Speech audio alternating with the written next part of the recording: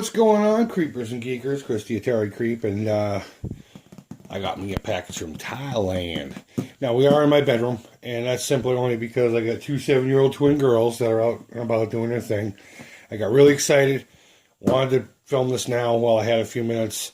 Never done an unboxing video, and for all I know, there could be the severed head of a cat in here. So, I haven't seen what's in it yet, and I want you to see what's in it at the same time I do. I know what's supposed to be in it, but alright, so let's figure out how this opens. You know what? I bet you I can just do this. Oh, that was too simple. Well, at least you didn't get to see someone fighting with anything. Alright. Oh, let's pull this aside. It all comes in a nifty little bag.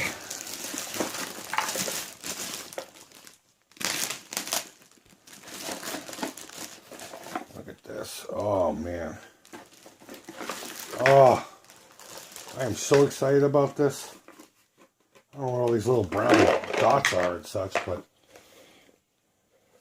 it's a Terminator skull model kit that I keep threatening about. So it looks like I got a lot of work to do. Now, this is vinyl, it's not resin. I know there are going to be a few resin parts in it here and there, but yeah, that's it. Alright, now that we've got this fucker out of the box, let's talk about quality and my initial thoughts. I'm not going to show you every piece in detail. I'm going to go over some pros and cons to some of these import vinyl kits, or just vinyl kits in general, really. And just get pumped up about this build. First and foremost, I thought that's cool that comes with this kit. And this is one of the things that sold me, believe it or not, was this little baggie here. It comes with some 10mm LEDs that will go into the eye sockets, which I'll show you here in a second. But and a little battery holder and some wiring and an on and off switch and some shitty controls, yeah, some shitty instructions, but you can pretty much figure it out without that piece of paper. There's some ball bearings here; those will go into the eye sockets. This little metal rod, I don't know what it's for. We'll figure it out either way. But let's get that back in the box. Here are the eyeballs, and you see you can drill that out, and the LEDs will fit right in there. And you do tend to have a lot of flash, which is extra pieces of the plastic that has to be trimmed away. But that's par for the course with this type of model. Again, a couple more random pieces. I'm not really going to go into detail on what these are. We will when we build it. The cool thing about this model is what needed to look good did look good, and anything else is fixable. Whether it be with a little bit of hard work, some sandpaper and such, reshaping. With these vinyl kits, you tend to have to reshape a lot of things as you're putting it together, and that's why a lot of people don't do the vinyl kits, I guess. I don't see a lot of vinyl kits out there. I see more resin kits, but whatever. Resin kits are basically what you get at the store, the models that you get. Those are made of resin. This is true vinyl. But what looked good had to look good, does look good, and it looks good. Like these here. This is the stuff that gets me excited about doing a kit like this. When they did the casting for this, it came out really nice. And all these little details are in here. This would be on the side of the skull, kind of like where your ears would go. But after you get your initial paint job done, and then you start doing your weathering techniques and your dry brushing and your washes and all kinds of stuff. Stuff like this pops out, and it makes it look more believable, and it's awesome. Here's part of the neck that'll go onto the base, if I choose to use this base. And then a piece goes in here to swivel the skull. But this came out really nice, and I'm glad it did. Going back to what needed to look good. We'll look at the face of the skull. Here, rate music.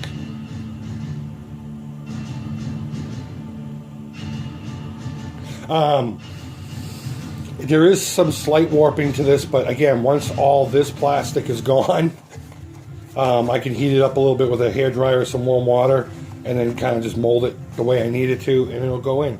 Little slots for those ball bearings inside the eye sockets. This looks excellent. Now, if stuff like this looks great, everything else is workable. and I'm really excited. I can't wait to get this thing put together so I can stare it right in the eyeballs, and it'll terrify the children. Jawbone also came out really good. One thing I'm really impressed with, and I'll bring back the face, the teeth. Let's see if I can't get the teeth to focus. Now, my initial thoughts on this was it was going to be a shitty cast, and I'll explain why in a minute, but I thought the detail on the teeth weren't going to be all that great. I'm going to use these teeth. I initially was going to cut them out, fill the voids with some plumber's epoxy, and then put some denture teeth in it. Plus, it gives it, again, a more realistic look, but I could paint these teeth to look pretty realistic.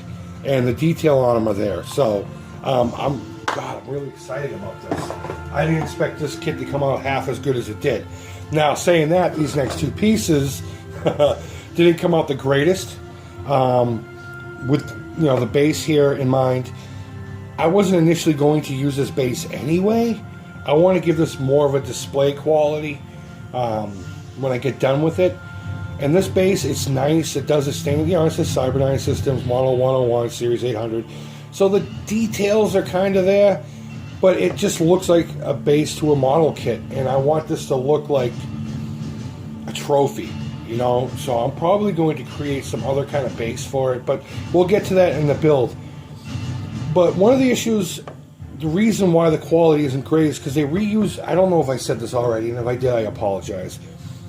But they'll make a mold for it, usually out of silicone or what have you, and they'll make these castings. And typically what happens is you make your mold, you pull X amount of number out of it, and then the mold's not usable anymore because it starts to break down. These guys won't do that. They'll use the mold until it completely is destroyed. And this base is a great example. I don't know if the camera's picking it up, but there's little valleys in here, and there's raised areas. It's not flat, which, again, with some heat and pressure and time, I can make it work, but it's little things like that you have to work around. And again, that's typical of these, especially ones coming from like Thailand and China and all that stuff. So get rid of that. And here's the top of the skull finally. And again, hopefully the camera's showing it, but there's some slight warpage here. The back is more noticeable than the front. Again, I hope the camera's picking up, because here in person it's significant. It's like this is pushed in more here than this is, so it's kind of like this weird. There's an angle to the top of the skull. I don't know if that's showing, but it's kind of at an angle here. But again, once all of this is cut away, I can heat it up. I can, play with it and get it to the shape I need it to be. Here you go. You can kind of see it here, how it's all wonky. The other issue with these molds being used over and over again, or just poor casting, is you get these little points of porosity, little holes. Those were air bubbles in it, and it's all in the base of the skull here, and there's a great big one right here. That's kind of disappointing, but it's easy enough to fill. And now, mind you, if you're going to do a battle weathered skull, then all that can stay and it just adds character. But I don't. I want a nice looking one. I don't. It's not going to be a war trophy for me. Maybe I'll do one of those down the line. But this one, I want it to look nice. This is something I've wanted pretty much my whole life. I've wanted to look down the eyeballs of a T800, and it's not a full body, but at least I got the head, and I can make it look cool enough to where it'll titillate my little jollies. And yeah, that's pretty much it. So overall, I'm pretty happy with the mold. I'm happy with the kit, rather. And I can't wait to get this build. Now, why am I putting this on the Atari Creeps? Well, because I'm also, doing that whole Milieu Macabre thing. And this is probably going to be one of the first videos for it. It's not creepy, I know, and it's not necessarily art like a painting, but it's still in art, putting these things together and then making them look as realistic as possible. Plus, I'm really excited about this. Now, mind you, this might not be the first or second video. I may come up with a few things before that for the Milieu Macabre. But yeah, you'll see this. And it'll be a multiple video thing. And again, it's going to take a lot of time. There's going to be a lot of work to do to it, and that's why it won't be done right away. So guys, I hope you kind of enjoyed this, looking at this stuff. I keep pulling it out of the box and just looking at the face of this guy, and picturing how amazing this thing's going to be. So guys, thanks for subscribing to the Atari Creep. I really appreciate it. Share and subscribe and all that stuff. Leave feedback, positive or negative. All feedback is positive to me.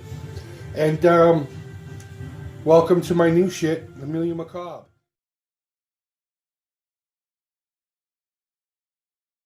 Bye-bye.